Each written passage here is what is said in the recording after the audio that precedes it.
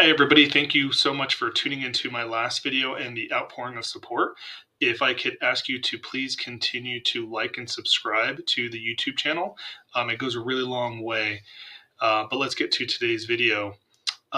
If you've ever considered working with a financial planner in the past, I'm sure it's given rise to numerous questions or thoughts.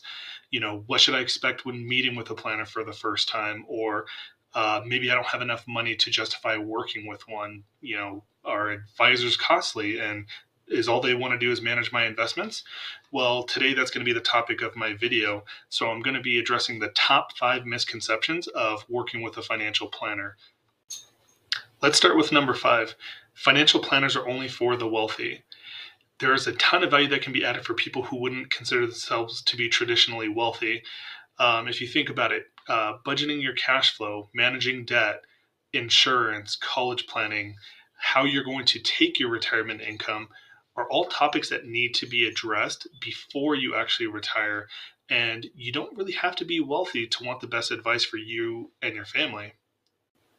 Misconception number 4, I can do everything by myself.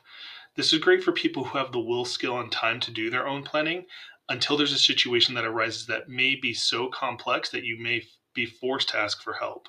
This also doesn't include the things that you miss year over year simply from the lack of experience in financial planning and the education in it. Misconception number 3, financial advisors only sell products.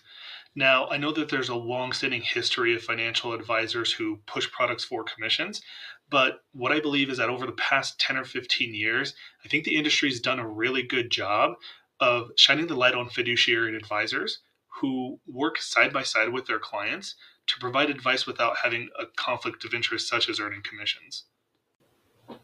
Number 2, you only need a financial planner at retirement. In reality, financial planners can provide guidance at just about every stage of life. If we really think about it, getting married and merging your finances for the first time, maybe having children and planning for college, tax efficiency, insurance, investment strategy, and employer benefits optimization, these are all things that can be worked on and improved much earlier in your career. And now, what I think is the number one largest misconception about working with a financial advisor is that it's all about your investments. Don't get me wrong. I believe that the value generated by hiring someone to manage your investments is worth the cost alone. However, financial planning is so much more than just numbers on your balance sheet.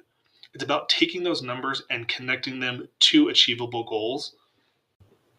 Because of these misconceptions, in my video next week, I'm actually going to be going into more detail about what a financial planner does or should be doing if you're working with someone who's not currently overseeing your entire financial picture.